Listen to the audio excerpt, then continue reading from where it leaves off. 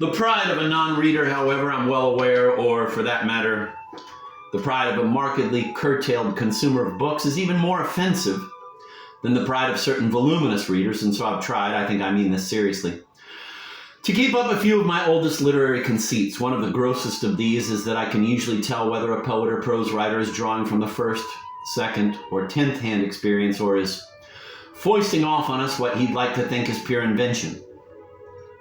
Yet when I first read that young widower and white cat verse back in 1948, or rather sat listening to it, I found it very hard to believe that Seymour hadn't buried at least one wife that nobody in our family knew about. He hadn't, of course. Not in first blushes here, if any will be the reader's, not mine. Not in this incarnation at any rate, nor to my quite extensive and somewhat serpentine knowledge of the man had he any intimate acquaintance with young widowers.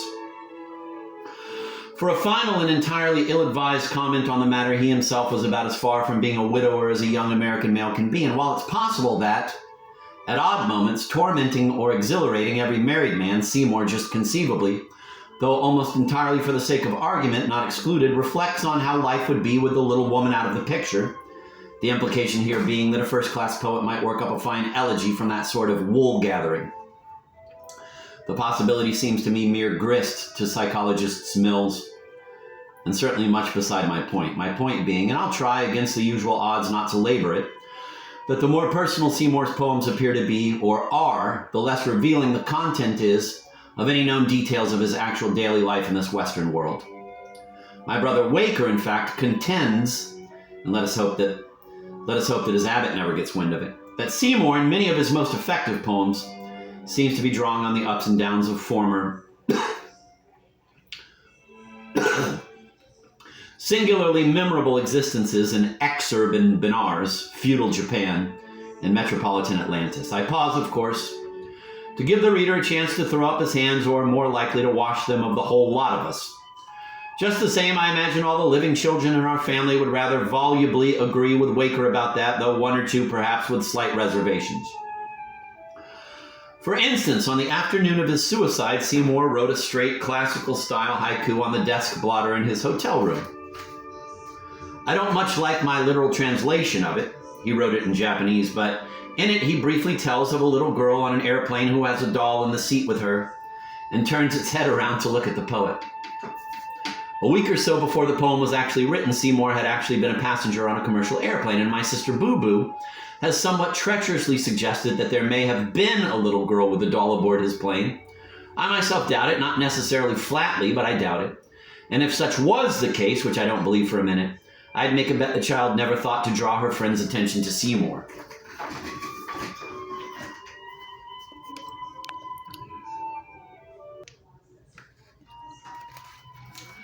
Do I go on about my brother's poetry too much? Am I being garrulous? Yes. I go on about my brother's poetry too much. I'm being garrulous, and I care. But my reasons against leaving off multiply like rabbits as I go along. Furthermore, though I am, as I've already conspicuously posted, a happy writer, I'll take my oath I'm not now and never have been a merry one. I've mercifully been allowed the usual professional quota of unmerry thoughts. For example, it hasn't just this moment struck me that once I get around to recounting what I know of Seymour himself, I can't expect to leave myself either the space or the required pulse rate, or, in a broad but true sense, the inclination to mention his poetry again. At this very instant, alarmingly, while I clutch my own wrist and lecture myself on garrulousness, I may be losing the chance of a lifetime, my last chance, I think, really, to make one final, hoarse, objectionable, sweeping public pronouncement on my brother's rank as an American poet. I mustn't let it slip. Here it is. When I look back, listen back over the half dozen or slightly more original poets we've had in America, as well as the numerous talented eccentric poets, and in modern times especially the many gifted style deviates, I feel something close to a conviction that we have had only 3 or 4 very nearly non-expendable poets, and I think Seymour will eventually stand with those few. Not overnight. Verstandlich, zut. What would you? It's my guess, my perhaps flagrantly overconsidered guess, that the first few waves of reviewers will obliquely condemn his verses by calling them interesting or very interesting, with a tacit or just plain badly articulated declaration still more damning that they are rather small, subacoustical things that have failed to arrive on the contemporary Western scene with their own built-in transatlantic podium, complete with lectern, drinking glass, and pitcher of iced seawater. Yet a real artist, I've noticed, will survive anything, even praise, I happily suspect.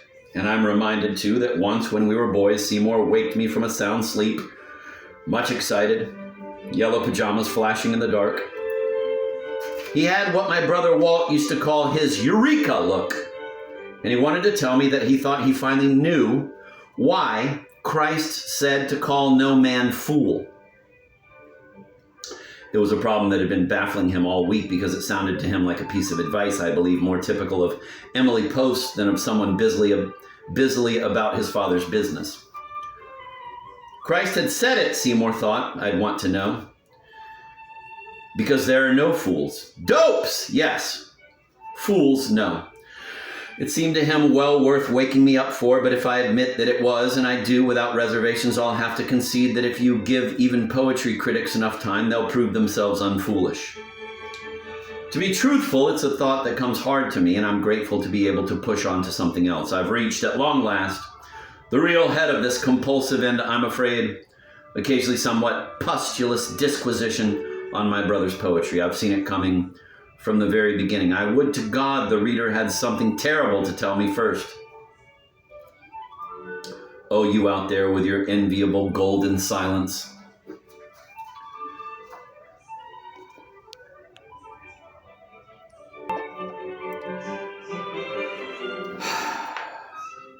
I have a recurrent and, in 1959, almost chronic premonition that when Seymour's poems have been widely and rather officially acknowledged as first class, stacked up in college bookstores, assigned in contemporary poetry courses, matriculating young men and women will strike out in singlets and twosomes, notebooks at the ready for my somewhat creaking front door. It's regrettable that this matter has to come up at all, but it's surely too late to pretend to an ingenuousness, to say nothing of a grace.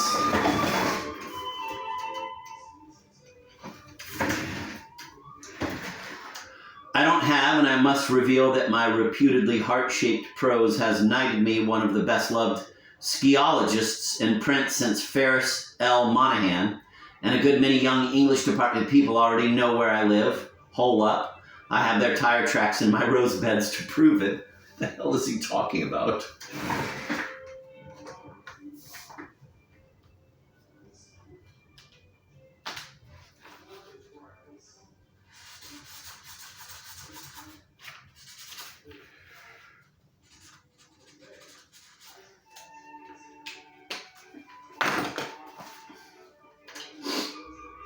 I'm going to reread that just because it was, I don't, it's just off the beaten track. And of course, some tracks wind up in his rosebuds, so it makes sense.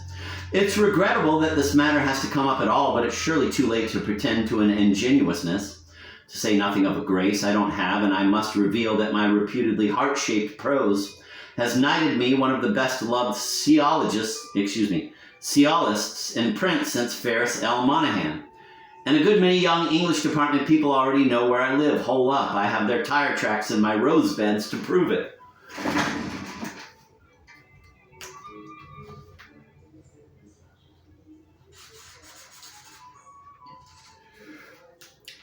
This is the reader speaking. I have to say, like, a lot of times it seems like Jerome David Salinger has a really big intellectual chip on his shoulder, you know? By and large, I'd say without a shred of hesitation, there are three kinds of students who have both the desire and the temerity to look as squarely as possible into any sort of literary horse's mouth.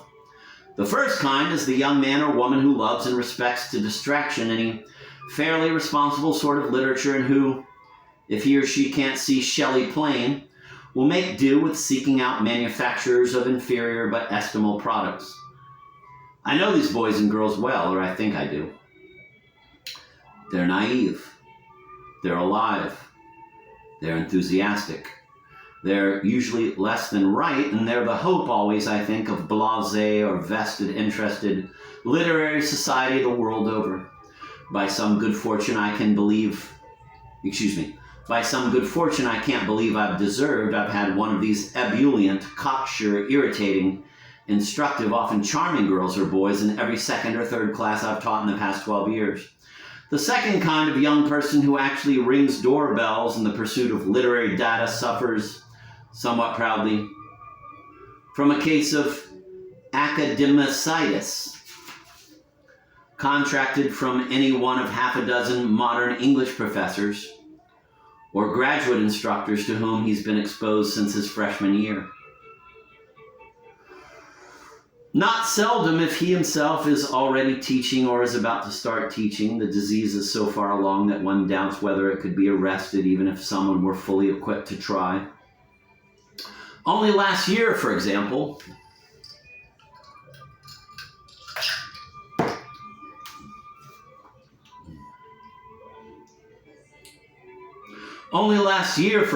a young man stopped by to see me about a piece I'd written several years back that had a good deal to do with Sherwood Anderson. He came at a time when I was cutting part of my winter supply of firewood with a gasoline-operated chainsaw, an instrument that after 8 years of repeated use I'm still terrified of. It was the height of the spring thaw, a beautiful sunny day, and I was feeling, frankly, just a trifle thoreauish, a real treat for me. Because after 13 years of country living, I'm still a man who gauges bucolic distances by New York City blocks.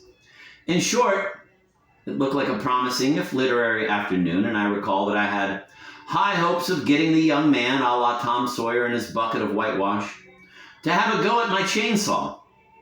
He appeared healthy, not to say strapping. His deceiving looks, however, very nearly cost me my left foot, for between spurts and buzzes of my saw, just as I finished delivering a short and to me rather enjoyable eulogy on Sherwood Anderson's gentle and effective style, the young man asked me, after a cruelly promising pause, if I thought there was an endemic American zeitgeist. Poor young man, even if he takes exceptionally good care of himself. He can't at the outside have more than 50 years of successful campus activity ahead of him. The third kind of person who will be a fairly constant visitor around here, I believe, once Seymour's poems have been quite thoroughly unpacked and tagged, requires a paragraph to himself or herself.